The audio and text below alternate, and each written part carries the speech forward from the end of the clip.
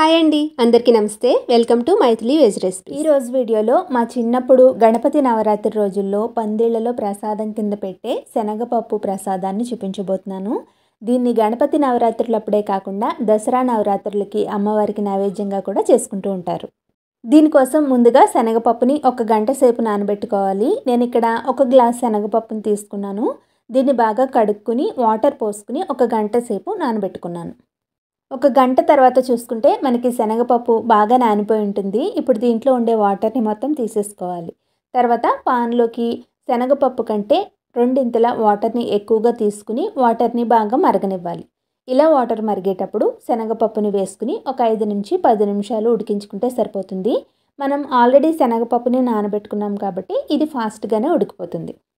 ఒకసారి మధ్యలో మీరు చెక్ చేసుకుంటూ ఉంటే కనుక పప్పు మనకి బాగా మెత్తగా ఉడికిపోతే స్టవ్ ఫ్లేమ్ని ఆఫ్ చేసేసుకోవచ్చు. లేదు అంటే ఇంకొంచెం సేపు ఉడికించుకోవచ్చు.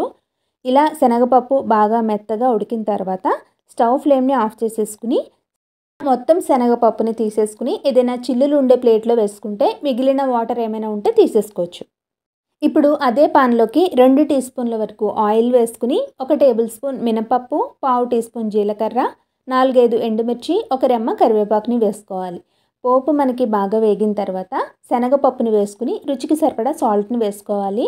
ఇప్పుడు వీటన్నింటినీ కూడా బాగా కలుపుకుని ఒక 2 మినిట్స్ వేయించుకుంటే సరిపోతుంది. మనకి ప్రసాదం శనగపప్పు రెడీ అయిపోతుంది. చూసారు కదా, శనగపప్పు ప్రసాదాన్ని ఎంత ఈజీగా చేసుకోవచ్చో.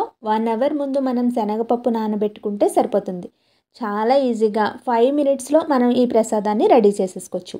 మరి మీరు కూడా గణపతి నవరాత్రులకే కాకుండా దసరా టైంలో అమ్మవారికి కూడా ఈ నైవేద్యాన్ని ప్రసాదం కింద చేసి చూడండి. ఈ సింపుల్ ప్రసాదం రెసిపీ మీకు నచ్చితే తప్పకుండా లైక్ చేసి మీ ఫ్రెండ్స్ అండ్ ఫ్యామిలీ మెంబర్స్ అందరితోనూ షేర్ చేయండి.